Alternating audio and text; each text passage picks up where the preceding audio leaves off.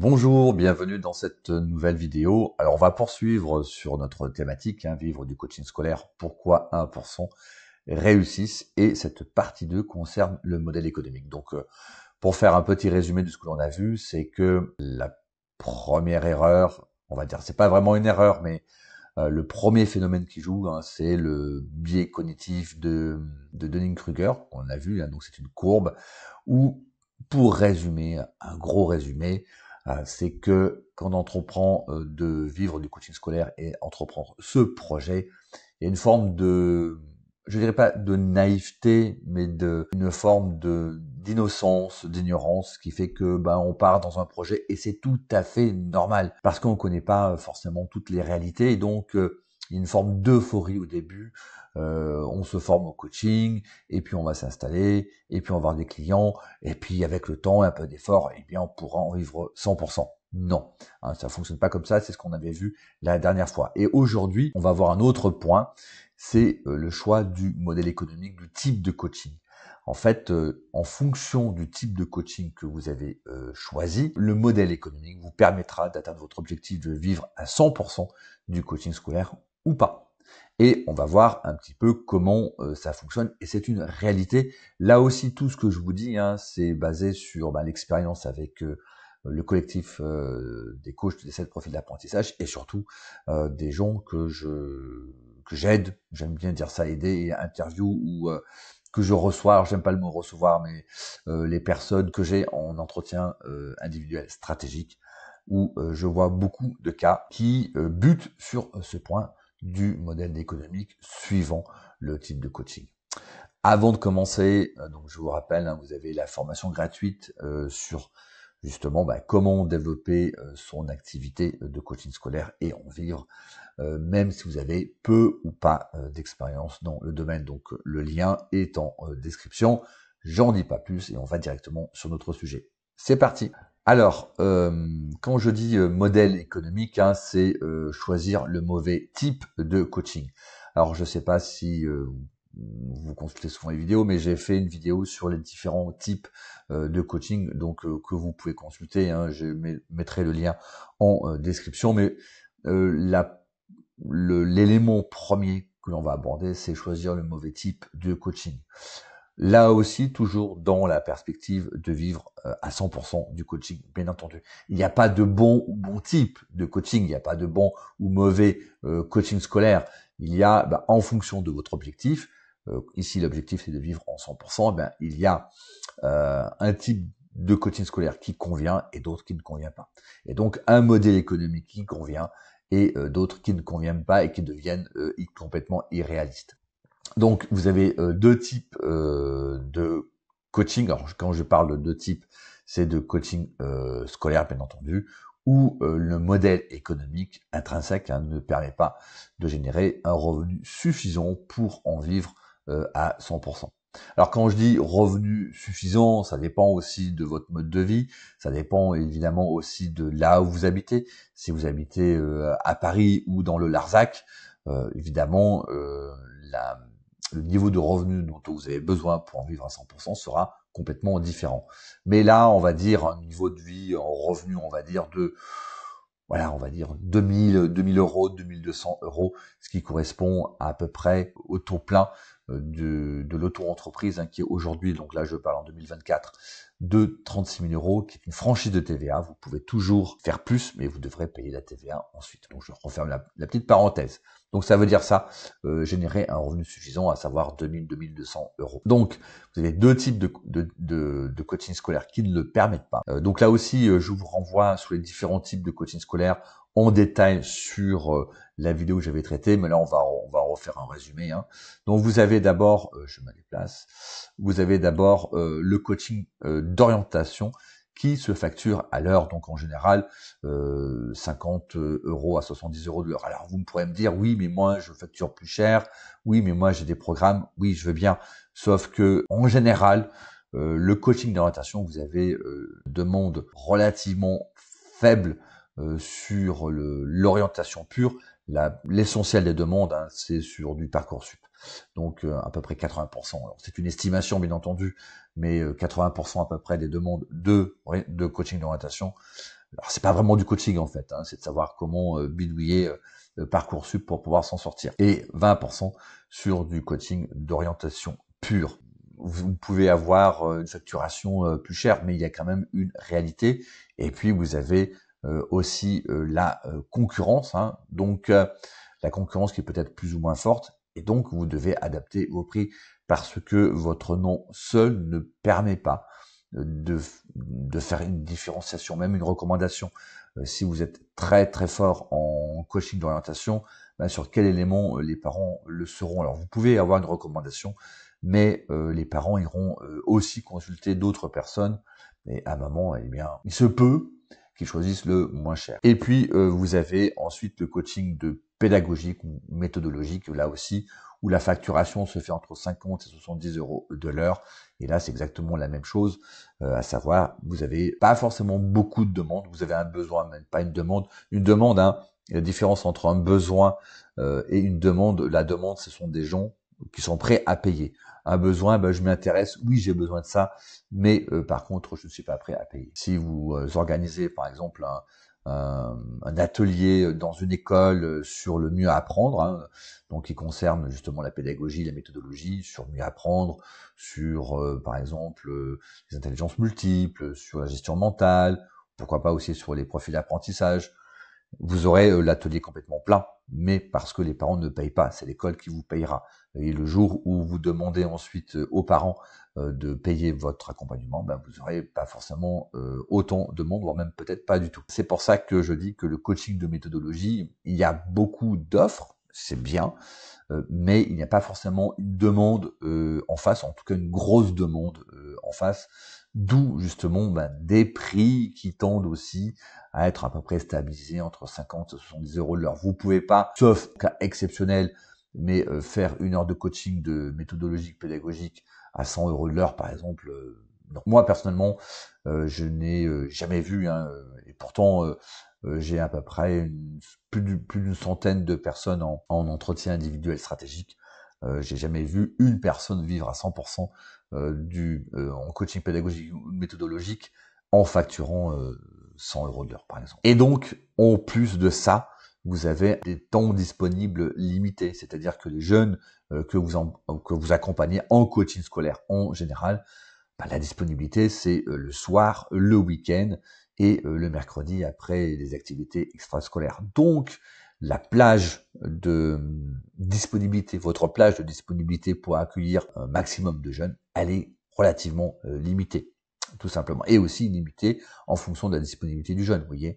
Donc ça crée quand même de grosses contraintes. Par exemple, le mercredi, ben voilà, si vous pouvez prendre 3, maximum 4 jeunes, vous faites 4 heures de séance, c'est le bout du monde. Le type de coaching avec un modèle viable, parce que vous allez me dire, mais alors dans ces cas-là, c'est une cause perdue, il n'est pas possible de vivre finalement du coaching scolaire. Alors oui, parce que 1%, environ 1%, et encore, je pense un peu moins quand même, mais environ 1% arrive quand même à vivre à 100% du coaching scolaire. Oui, mais le modèle économique viable pour vivre à 100% du coaching scolaire, c'est le coaching de transformation. Donc là, je vais pas rentrer dans les détails. Là aussi, je vous renvoie à la vidéo concernée. Mais en gros, hein, vous pouvez facturer au programme à 1000 euros. Alors, bien entendu, ça vous semble stratosphérique, mais sachez que dans le collectif, hein, tout le monde facture à 1000 euros à minima. Donc ça se fait très bien. Donc c'est vraiment des contre-exemples. Et ça demande d'avoir de vraies compétences. Donc là aussi, le coaching scolaire de transformation, ce n'est pas quelque chose qui s'improvise. Quand vous êtes dans une situation où vous avez choisi le mauvais type de coaching scolaire, c'est-à-dire que voilà, vous avez fait votre formation de coaching scolaire d'orientation, c'est très bien, hein, ou de coaching de pédagogique ou de méthodologique, eh bien, et que vous voulez, et c'est là hein, mon propos, c'est que vous voulez vivre à 100% du coaching scolaire, et que vous êtes dans cette forme d'impasse là, parce que vous vous rendez compte que ah bah oui, finalement je n'arrive pas à vivre du coaching scolaire à 100%. Voilà, si vous dégagez 1000 euros de revenus nets, bah, c'est déjà pas mal, mais c'est pas suffisant. À moins que vous viviez dans une grotte. Hein. Là oui, peut-être avec 1000 euros c'est suffisant. Quand vous êtes dans cette situation-là, deux erreurs se produisent. Déjà, la première erreur, c'est de persister dans son choix initial. Ça veut dire quoi? Ça veut dire que voilà, je continue. Hein, j'ai fait ce choix-là, j'ai payé ma formation de coach, je sais pas moi, à 8 000 ou 10 000 euros, plus du coaching scolaire. Donc voilà, je suis parti dans cette voie-là et je veux pas en changer. Et donc, et en tout en espérant quand même de vivre du coaching scolaire à 100%. Alors, ce qui se passe, c'est ce qu'on appelle l'effet de l'engagement. À savoir, on a tendance à persister dans ses choix, même s'ils sont mauvais. Et ce qui génère un biais cognitif qu'on appelle le biais cognitif de l'escalade d'engagement. C'est-à-dire que on est tous humains, il est extrêmement difficile de revenir sur un choix initial. Je prends un exemple. Vous êtes au cinéma, voilà, vous avez payé 15 € la séance, c'est bien cher, et vous vous apercevez que le film que vous regardez, c'est un vrai navet, que vous vraiment vous ennuyez. Le choix initial, c'est je vais voir un film, je paye 15 €, je vais voir ce film, mais vous perdez votre temps devant l'écran en espérant que ça aille mieux. Et la question, c'est est-ce que vous arrêtez de voir le film, puis vous allez ailleurs parce que vous perdez votre temps, ou vous allez jusqu'au bout voir votre film, même si c'est un navet, même si vous vous ennuyez, mais en tout cas parce que vous avez fait ce choix-là. Très souvent, à 80%, vous persistez dans votre choix initial. Et là, c'est exactement pareil. C'est persister dans une mauvaise direction plutôt que d'admettre que l'on a fait une erreur. Et donc ici, c'est persister dans un modèle économique qui ne fonctionne pas en espérant que ça va s'améliorer. Donc là aussi, je reçois énormément de personnes, de coachs scolaires qui sont dans cette situation-là. Et la première chose qu'ils me demandent, c'est comment je peux avoir plus de clients. Et le problème, c'est pas ça. Hein. Le problème, c'est que vous pouvez avoir plus de clients, mais vous êtes au taquet. Donc, ils cherchent toujours à dépenser énergie et argent en marketing. Et très souvent, la question que j'ai, c'est mais Jean-François, est-ce que tu connais un prestataire ou un formateur en marketing parce que j'ai besoin d'avoir plus de clients, je connais rien en marketing ou j'ai besoin de développer mes connaissances et donc j'ai besoin de me former en marketing. Vous allez dépenser votre argent et votre temps dans quelque chose qui aboutira pas parce qu'en fait, votre modèle économique de base ne fonctionne pas. Et tant soit même que vous arriviez à avoir suffisamment de clients pour en vivre à 100%, générer 3 000 € de chiffre d'affaires alors que vous facturez 50 € votre coaching scolaire.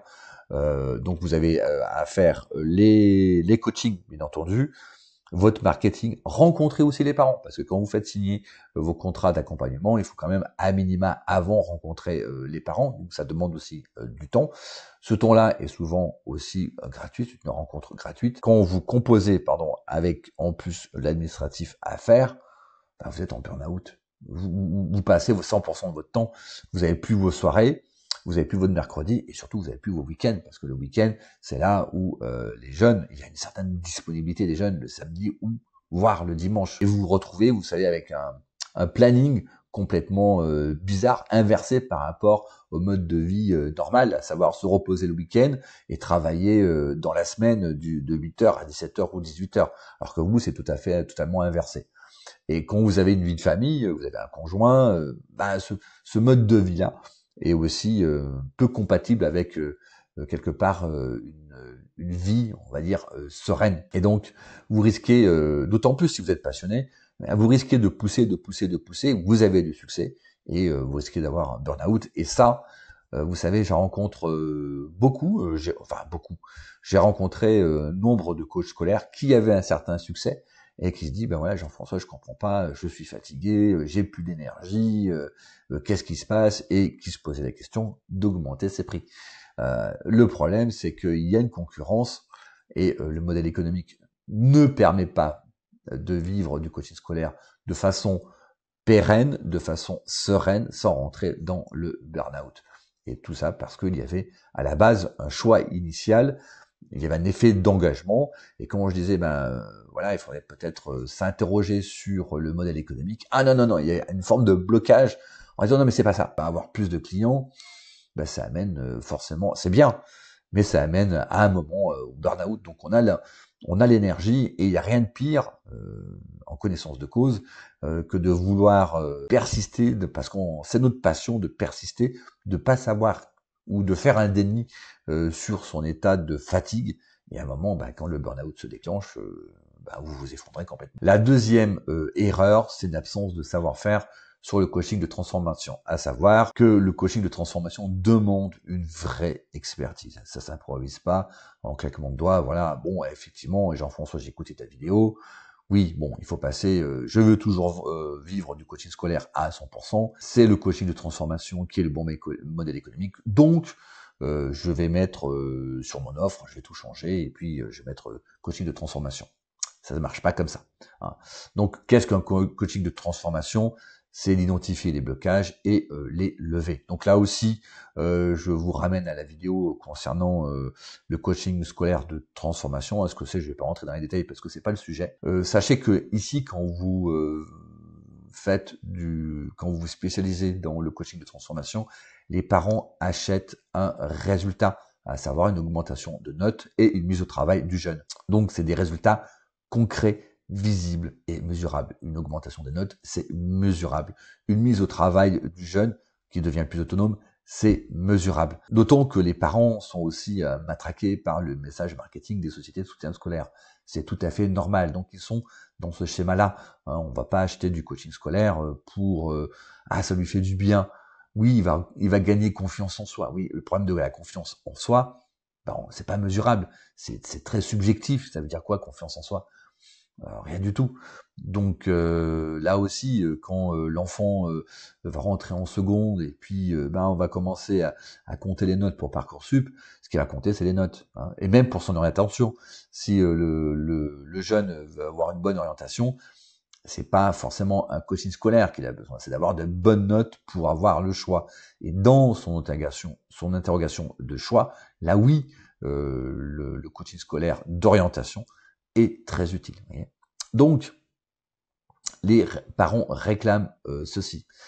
Et si vous n'avez pas l'expertise, parce que là aussi, quand vous prenez un enfant où les parents viennent vous voir et disent voilà, mon enfant décroche, il n'a pas des bonnes notes, on comprend pas. Et puis il y a peut-être aussi dyslexie, dysphasie, TDAH, etc., où on lui colle, des centaines d'étiquettes pour justifier que l'enfant n'avance pas, hein, vous êtes obligé d'avoir 100% de résultats. Vous ne pouvez pas prendre un jeune en disant ah oui, mais alors on a une obligation de moyens, mais bon, je le prends quand même. Et qu'est-ce qui va se passer? C'est que vous aurez le syndrome de l'imposteur.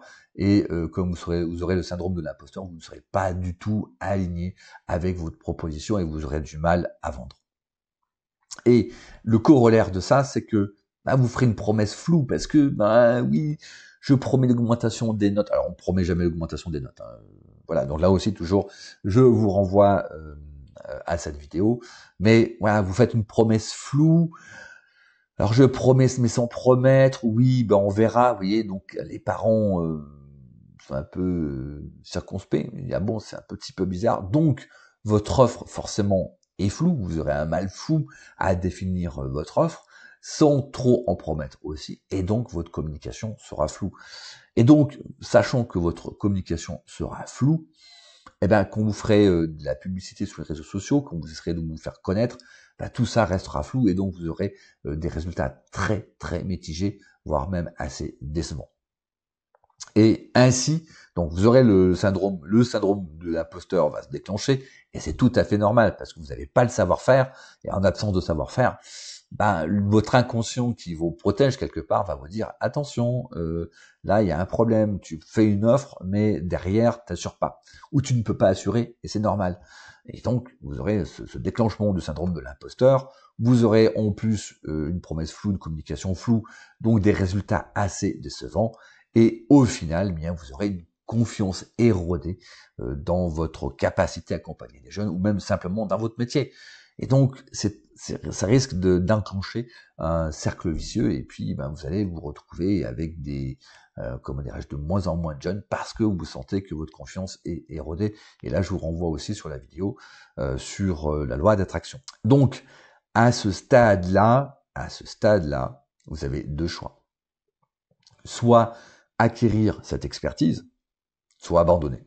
Alors, abandonner, ça veut dire ne pas abandonner votre coaching scolaire, mais abandonner votre objectif d'en vivre à 100%. C'est-à-dire que si vous êtes enseignant, par exemple, vous avez pris, voilà, vous avez choisi un mi-temps, ben, c'est très bien, sauf que votre espoir, c'était de quitter complètement l'éducation nationale. Vous vous rendez compte que bah non, voilà, j'arrive pas à en vivre, voilà, je ne dégage pas suffisamment de revenus, j'ai besoin de mes revenus annexes, de mon mi-temps comme enseignant, pour pouvoir compléter, avoir des revenus corrects. Donc, alors là aussi, c'est un peu le serpent qui se mord la queue, parce que vous aurez, pour avoir déjà 1000 euros, il faut avoir beaucoup de jeunes, donc vous allez travailler le soir, mais vous aurez aussi les cours d'enseignement. Oui, ça risque d'être assez difficile. Donc, à un moment, vous avez ce choix à faire entre vous et vous. Il n'y a pas de bon choix ou de mauvais choix. Il y a une réalité. Hein.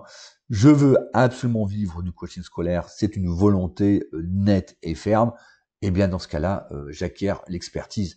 Ben non, j'ai pas envie j'ai pas envie d'investir.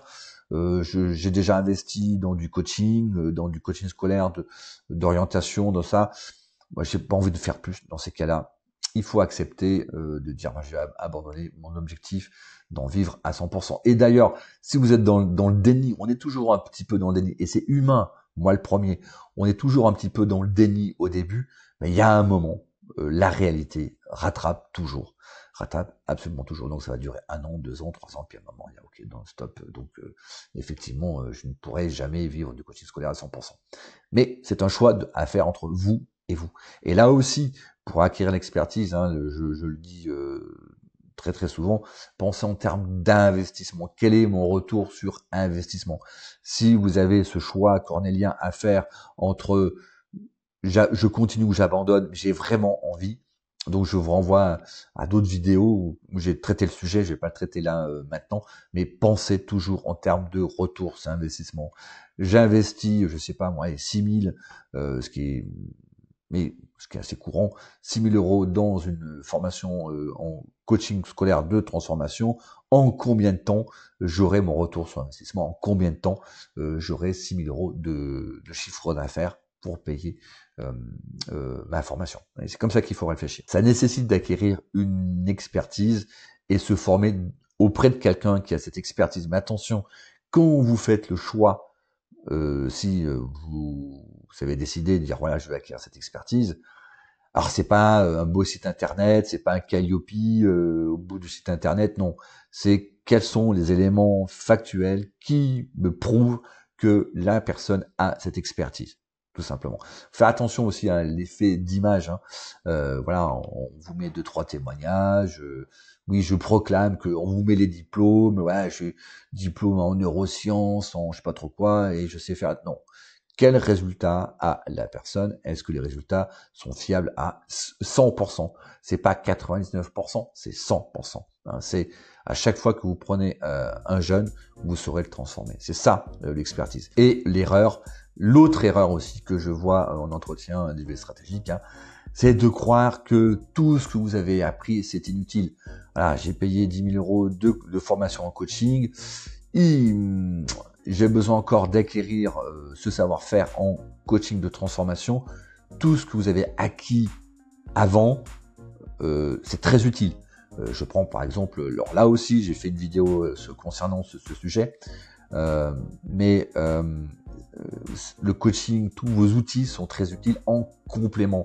Simplement considérez le fait que aujourd'hui, vous avez un puzzle qui est incomplet. Et donc, vous avez besoin de ce savoir-faire, et quand le puzzle sera complet, vous serez extrêmement efficace.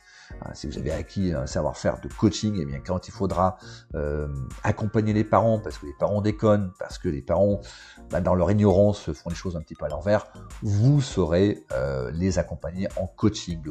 Votre formation de coaching, votre expertise de coaching sera très utile. Quand le jeune aura besoin, il a identifié ses blocages d'apprentissage, il les a levés, et il y a un besoin justement de parfaire, de voir des méthodes d'apprentissage un petit peu différentes, là vous serez complètement aussi outillé. Donc pensez que tout ce que vous avez acquis, c'est très bien, sauf que c'est incomplet et que vous avez besoin de compléter pour avoir le savoir-faire ou l'expertise nécessaire. Voilà, c'est tout pour cette vidéo. Donc, voyez, alors là aussi, je veux pas vous décourager, mais c'est une réalité. Je préfère que ça pique un petit peu là maintenant dans cette vidéo, de vous raconter ce que je vois, notamment aussi les personnes que je reçois en entretien individuel stratégique, pour vous faire l'exposé d'une vraie réalité. Et on se fait tous avoir, hein, parce que on ne connaît pas et on prend conscience. J'en reviens toujours dans la courbe, hein, de Dunning-Kruger. C'est quand on est dans l'expérience, quand on est dans la vie, qu'on se rend compte que ah oui, ok, c'est ça. Ah oui, je suis dans une impasse. Ah oui, ça fonctionne pas. Qu'est-ce qui se passe? Voilà, donc c'est tout pour cette vidéo. Merci de m'avoir écouté jusqu'au bout. Un like si vous avez aimé, abonnez-vous à la chaîne. Et je vous rappelle donc la formation gratuite, hein, le lien en description. Et je vous dis à très bientôt. Ciao!